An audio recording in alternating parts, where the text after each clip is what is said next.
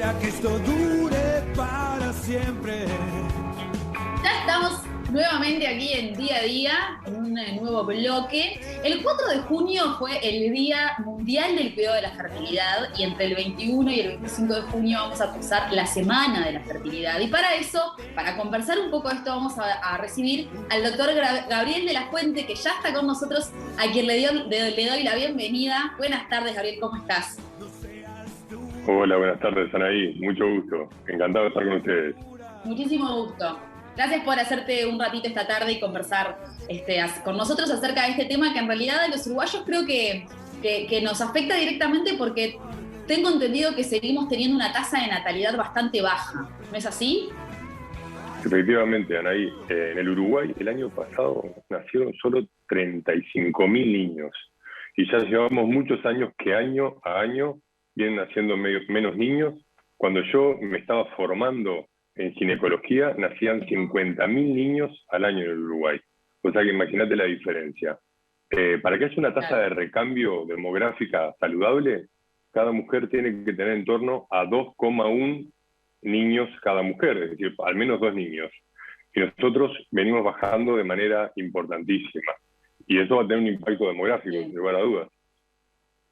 Por supuesto. Además, tengo entendido que algo que quizás, y ahora vos me podés sacar la duda, afecta directamente con esto de la fertilidad y nuestra naturaleza, nuestra demografía, o no sé cómo decirlo, es la tasa también de natalidad tardía, o sea, lo que esperan las personas para tener hijos en edad. Cada vez es más adelante. Bueno, ese es el gran tema. Y de ahí la importancia de tratar de informar a la población en general, informar a las mujeres de la importancia del cuidado de la fertilidad y que conozcan justamente cuál es el momento ideal para tener hijos. La especie humana está determinada para tener hijos entre los 20 y los 30 años.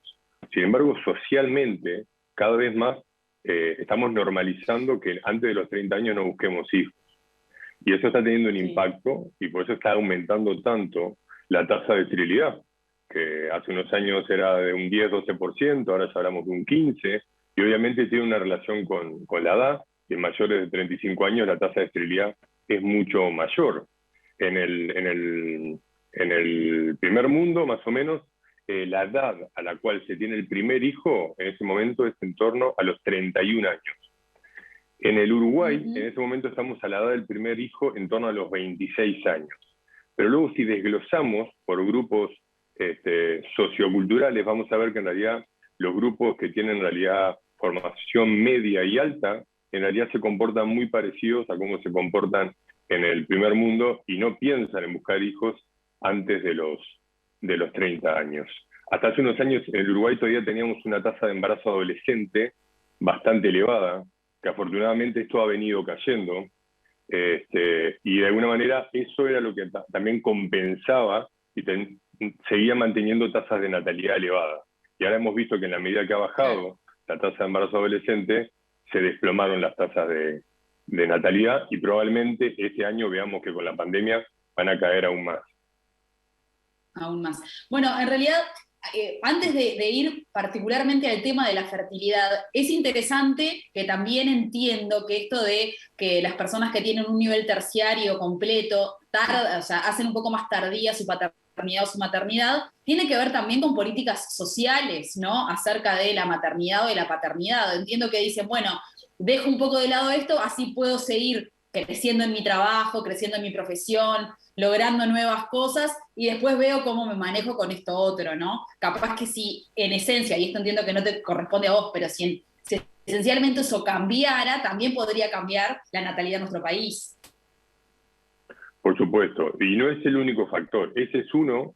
También tenemos un factor económico. Hay muchas parejas que antes de los 30 años no tienen una estabilidad en la cual se sienten a gusto como para poder plantearse la familia. Y también hay un factor que no es menor, que es el factor de la estabilidad de la pareja. Nosotros cada vez vemos más mujeres que vienen a consultar en realidad pensando en el embarazo como un proyecto personal, y eso se debe a que en realidad hoy en día vemos que muchas mujeres no encuentran una pareja con la cual proyectarse como para poder buscar un embarazo. Y eso en realidad se está convirtiendo en uno de los principales motivos por los cuales también se está retrasando tanto la búsqueda de embarazo. Es muy interesante. Concretamente, ser infértil es una enfermedad crónica que así lo dijo la Organización Mundial de la Salud. Corregime si esto es así. Efectivamente, la Organización Mundial de la Salud hace ya más de 10 años decretó que justamente la esterilidad debía de ser considerada una enfermedad. Y ese, por suerte, fue el puntapié inicial para poder entonces luchar por los derechos de que los tratamientos de reproducción asistida estuvieran incluidos dentro de las prestaciones básicas de los prestadores de salud. En ese sentido, la ley uruguaya de reproducción asistida ha sido maravillosa, ¿no?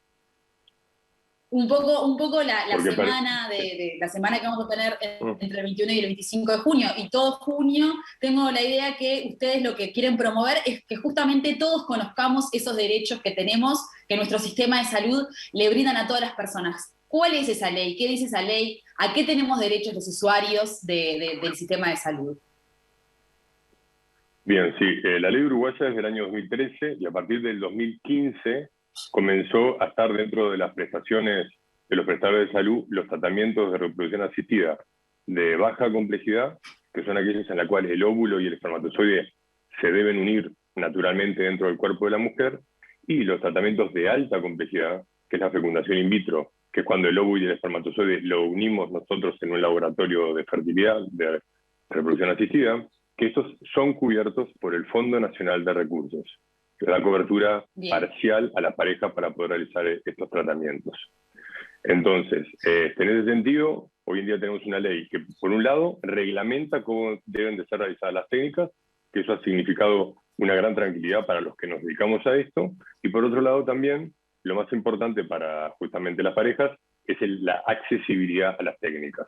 Sin lugar a dudas, hay muchas cosas que aún han quedado por el camino y que son perfectibles, porque hay algunas limitaciones, hay algunas técnicas que no han quedado incluidas dentro de las prestaciones, hay limitaciones de edad, es decir, la cobertura en el Uruguay es hasta antes de cumplir 40 años, por encima de los 40 años ya no hay cobertura pública para esos tratamientos, y eso también es uno de los elementos que es importante que las mujeres, que las parejas tengan presente, porque muchas veces nos encontramos con que hay parejas que llegan a los 40 años y consultan y nadie les informó previamente de que debían consultar antes para poder solicitar la cobertura para los tratamientos. Y eso es algo que es importante que las parejas conozcan y que los colegas también conozcan para poder entonces derivar de manera oportuna a estas parejas.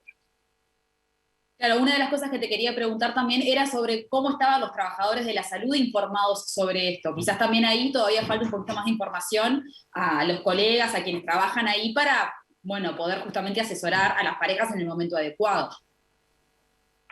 Sin lugar a dudas, Anaí, y eso es increíble. Nosotros tenemos a veces en la consulta diaria colegas médicos que se sorprenden cuando nosotros les informamos, por ejemplo, cuál es el impacto que tiene la edad sobre la fertilidad. Hay que tener presente que una mujer nace con un número determinado de óvulos, que es el que tiene para utilizar a lo largo de su vida. A partir de los 35 años, la media de las mujeres empiezan a sufrir un declinar significativo de su reserva de óvulos y también de la calidad de sus óvulos.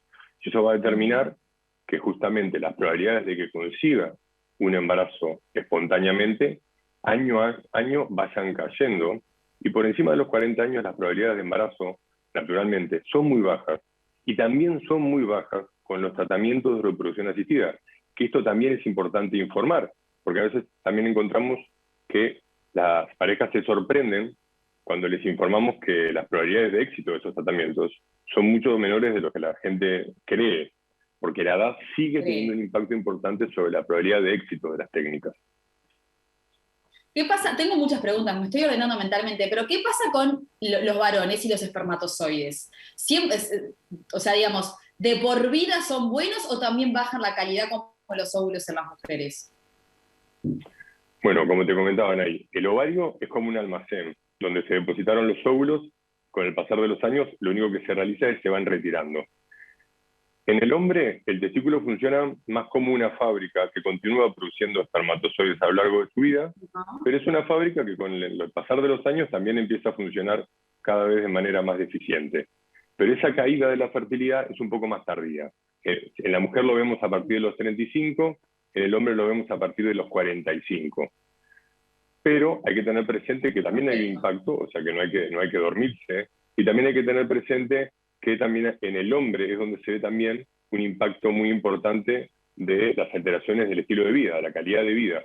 O sea que en el hombre vemos que la obesidad tiene un impacto muy importante sobre su fertilidad, el consumo de tabaco, la alimentación, el ejercicio, va a impactar muchísimo sobre la calidad de los espermatozoides. Perfecto, tenemos que ir redondeando, así que te hago la última o la penúltima en realidad, y es ¿cuándo una pareja debe entender que precisa ayuda? Y si hay algún estudio que se le recomienda hacerse a las mujeres a partir de determinado año, si quieren ser madre y todavía no lo son, bueno, para evaluar en qué situación están. Bien, esas son dos preguntas buenísimas. Lo primero es que toda pareja que lleva más de un año buscando embarazo y no lo consigue, debe consultar a un especialista de fertilidad.